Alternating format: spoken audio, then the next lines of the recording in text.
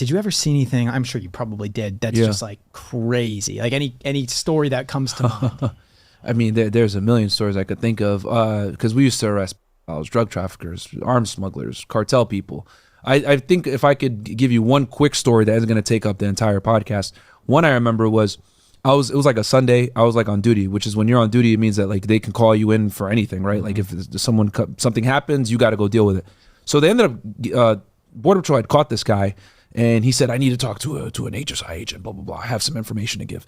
So I was like, all right. So I was like, whatever, I'll go and I'll respond. So I went over to the station. This is back in Laredo, Texas.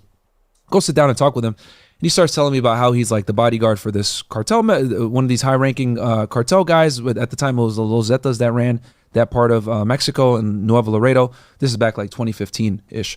And he was guarding someone, I think, named Z41, who was one of the top guys.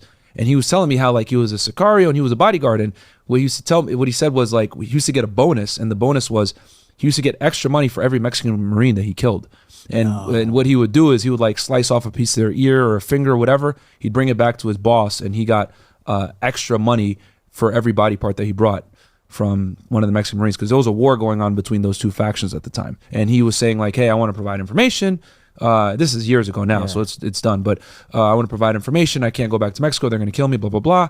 But just the thing that shocked me was just like how matter of fact he was about like what his duties were, what he did, etc. So I called another agent that was more, versed in the Zetas at the time, and he was like, oh yeah, I know who this guy is. So they came in and they took it over. So I was like, all right, cool. I couldn't handle that. Yeah, it was wild. Like that's too, like the disassociation between like that's a person. Yeah. Like their whole life led up to the point of being basically used as a bonus. Yeah, like that is insane. His job was solely to, like, they used to travel in motorcades, right? Yeah. And his job was anytime the Marines would start to attack them or whatever, his job was to create a diversion, let the boss get away, because they all had armored vehicles. Right. And then he would, create the diversion, and he'd just like start shooting at them or whatever. And the more Marines he killed, the more he was able to go to the boss, and Mexican Marines in this case, and get a bonus. He got paid per body part he brought. Do you think constantly being subjected to people like that and experiences like that, it could give you a pretty desensitized view towards suffering or a cynical view towards life? I would say it made me aware of the evils that human beings are capable of.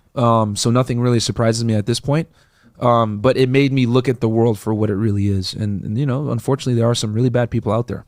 It's not all sunshines and rainbows. Oh, and by the way, you guys, this clip is sponsored by Fizz. They're giving you a free $10 when you sign up. They're a debit card that also helps build your credit. So if you're interested in doing that, the link is down below to get started. The first 1,000 people get $10. So enjoy.